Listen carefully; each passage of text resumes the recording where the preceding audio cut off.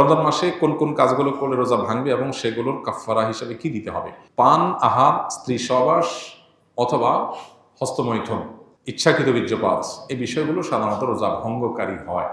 ইচ্ছাকৃত যদি রমজান মাসে মানুষ রোজা ভেঙে ফেলে, রেখেছে ভেঙে ফেলেছে, তাহলে সেক্ষেত্রে স্ত্রী সহবাস করে ফেলেছে, খেয়ে ফেলেছে, পানাহার করেছে কিংবা হস্তমৈথুন করে ফেলেছে, তাহলে ওই রোজার জন্য ফোকাহে আহনাফের ফতোয়া অনুযায়ী একটা রোজা কাজা যেহেতু ভেঙে ফেলেছে, আর 60টা রোজা টানা কাফারা রাখতে হবে, মোট 61টা। এই টানা নির্বিচ্ছিন্ন রাখতে হবে, মাঝখানে যদি গ্যাপ দেয় আবার শুরু থেকে রাখতে হবে। আর অন্য ওলামা ইকরাম, হাম্বলী মাযহাবের ওলামা ইকরাম, তাদের দৃষ্টিভঙ্গি হলো শুধু স্ত্রী সহবাস বা যৌনতার সংশ্লিষ্ট কারণে যদি রোজা ভাঙে তাহলে কাফারা, আর না হলে শুধু কাজা। তবে একটা হাদিস আছে, নবী সাল্লাল্লাহু আলাইহি ওয়াসাল্লাম বলেছেন, কেউ যদি রোজা রাখার পর ভেঙে ফেলে, সারা বছর রোজা রাখলেও ও রমজানের ওই রোজার পরিপূর্ণ মর্যাদা এটা রিকভার করা সম্ভব না। দায় মুক্তি হবে, কাজা এবং কাফারের মাধ্যমে দায় মুক্তি হবে, মর্যাদা একটা হাসিল হবে না। রোজা মানেই তো নিয়ন্ত্রণ। গোটা পৃথিবীতে যত অন্যায় হয়, এই অন্যায়গুলো মৌলিকভাবে যে কয়েকটা কারণে হয়, তার ভিতরে দুটি কারণ হলো মেইন। একটা হলো মানুষের ক্ষুণ্ণ বৃত্তির জন্য, আর একটা যৌন বৃত্তির জন্য। একটা হলো মানুষের যৌন চাহিদা পূরণ করার জন্য, একটা হলো পেটের চাহিদা পূরণ করার জন্য মানুষ যত অন্যায় করে। এই জন্য রমজান এই দুইটাকে নিয়ন্ত্রণ করতে বলছে, পানাহার এবং যৌনতা।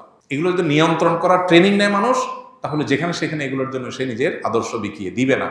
তো এই চেষ্টাটা আমাদের সর্বোচ্চ পর্যায়ে করা উচিত। এবং কাফফারা দেওয়া 60টা রোজা সহজ বিষয় না, টানা রাখতে হয়, এটা অনেক কঠিন কাজ। এই জন্য রমজানের রোজা যাতে কোনো অবস্থাতে বিনা ওজরে না ভাঙা হয়। হ্যাঁ, কেউ অসুস্থ হয়ে গেছে, ভেঙে ফেলেছেন, তার কথা ভিন্ন। আমার একটি নবজাতক শিশু রয়েছে, আমি কি রোজা রেখে তাকে খাওয়াতে পারবো, বা রোজা না রাখলে কি সমস্যা হবে?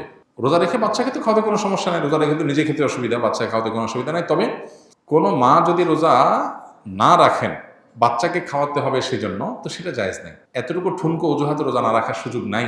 বাচ্চাকে আপনি খাওয়াবেন, দুধের বাচ্চা যদি হয়, দুধের বাচ্চা দুধ একটু কম পাবে, তাতে বাচ্চা মারা যাবে না। প্রয়োজনে আপনি দিনের বেলা একটু বেশি ঘুমিয়ে থাকেন বাচ্চা সহ, লাইফস্টাইলটা চেঞ্জ করেন, রাতের বেলা একটু বেশি সময় জেগে থেকে কাজ করেন, যাদের দিনের বেলাতে রোজা রাখার কারণে দুধ কম আসে।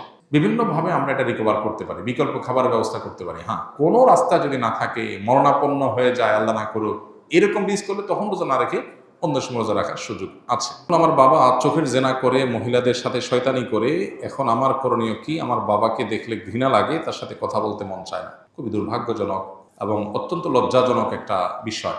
কত বিচিত্র এই পৃথিবী দেখেন, কত বাবা মা সন্তানকে বিপদগামিতা থেকে বাঁচাবার জন্য লড়াই করেন। আছে না অনেক বাপ মা, ছেলেটা নষ্ট হয়ে গেছে, পাগলের মতো অস্থির। বেশিরভাগ ফ্যামিলিতে তো এইটাই হয়। কিন্তু এই প্রশ্নে আমরা দেখলাম উল্টাটা, যে বাবা বেলায়নে যাচ্ছে, বা ছেলের মধ্যে আল্লাহর ভয় আছে, বা ছেলের মধ্যে সততা তাকওয়া আছে, তে সে এই গুনাহের প্রতি ঘৃণাবোধ তার তৈরি হয়েছে, বাবার কর্মে সে বরং বিব্রত এবং অস্বস্তিতে আছে। আমরা দোয়া করি আল্লাহ তাআলা তার বাবাকে পরিপূর্ণভাবে ইসলাহ এবং সংশোধন করে দেন। যে ভাই প্রশ্ন করেছেন তাকে বলবো, বাবা মা এরকম আমাদের সিনিয়র কেউ যদি কোনো গুনাহে, কোনো অন্যায় লিপ্ত থাকে, খুব স্বাভাবিক আমাদের কষ্ট লাগবে।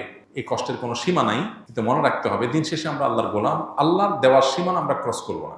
বাবা যদি অন্যায় করে, বাবাকে আমি বোঝাবার মতো হলে আমি বোঝাবো, আর যদি এ অন্যায় নিয়ে আমি বোঝাবার মতো না হয়, তাহলে অন্য কাউকে দিয়ে বোঝাবো। মাকে বললাম, অন্য কাউকে বললাম। আমার বিভিন্ন প্ল্যান থাকবে, মসজিদের ইমাম সাহেবের সাথে একটু দোস্তি করে, খাতির করে তাকে দাওয়াতি কাজে লাগিয়ে দিলাম, যে আমার বাবার দিকে আপনি একটু মনোযোগ দেন, তাকে একটু দাওয়াত দেন।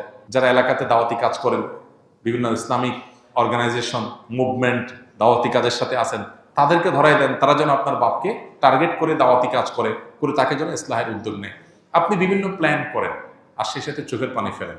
মনে রাখবেন, আবু হুরায়রা রাদিয়াল্লাহু তাআলা আনহুর চোখের পানি তার মায়ের হেদায়েতের কারণ হয়েছিল।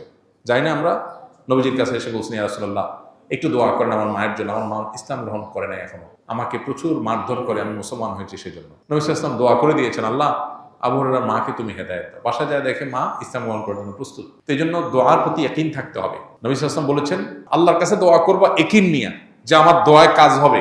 দোদুল্যমনা, সংশয় নিয়ে হবে কি হবে না সে ধরনের মানসিকতা নিয়ে দোয়া করলে দোয়া কবুল হবে না। এই জন্য আপনার বাবার জন্য আপনি দোয়া করেন, অন্যদেরকে দিয়ে বোঝান, খবরদার আপনি নিজে তার সাথে ব্যবহার খারাপ করতে যাবেন না। এটা খুব অ্যাসিড টেস্ট, অগ্নি পরীক্ষা, যে বাপ উল্টাপাল্টা করবে, আবার কিছু বলাও যাবে না বাপ সেদিন শেষে। তো এই পরীক্ষা আপনাকে জিততে হবে। আমরা দোয়া করি আল্লাহ তাআলা আপনার বাবা হেদায়েত নসিব করুন। চেষ্টার পরেও যদি তিনি তার পথ থেকে ফিরে না আসে, তাহলে সেক্ষেত্রে আপনি সন্তান হিসেবে যতটুকু সম্ভব তাকে আপনি যতটুকু বলতে পারেন, কিন্তু সেটা যেন সীমানা ছাড়িয়ে না যায়, লক্ষ্য রাখতে হবে। কেউ রমজান পেল কিন্তু গুনাহ মাফ করাতে পারলো না, তার জন্য ধ্বংসের বদদোয়া করেছেন জিবরিল নবী সাল্লাল্লাহু আলাইহি ওয়াসাল্লাম বলেছেন আমিন, আমি এটাকে সমর্থন করি। তার মানে জিবরিলের দোয়াতে নবী সাল্লাল্লাহু আলাইহি ওয়াসাল্লামের সমর্থন, এই দোয়া তো বিফলে যাবে না। তার মানে রমজান পেয়েও যদি আপনি মাফ না পান, তাহলে ধ্বংস কেউ ঠেকাতে পারবে না, এটা চরম একটা দুর্ভাগ্য। এই জন্য রমজান মাসে যে কোনো মূল্যে আল্লাহর কাছ থেকে মাগফিরাত পাওয়ার চেষ্টাটা সেরকম আল্লাহর কাছে প্রত্যাশা রাখার মতো করে বদবন্দি করা দরকার এবং মাগফিরাত কামনা করা দরকার।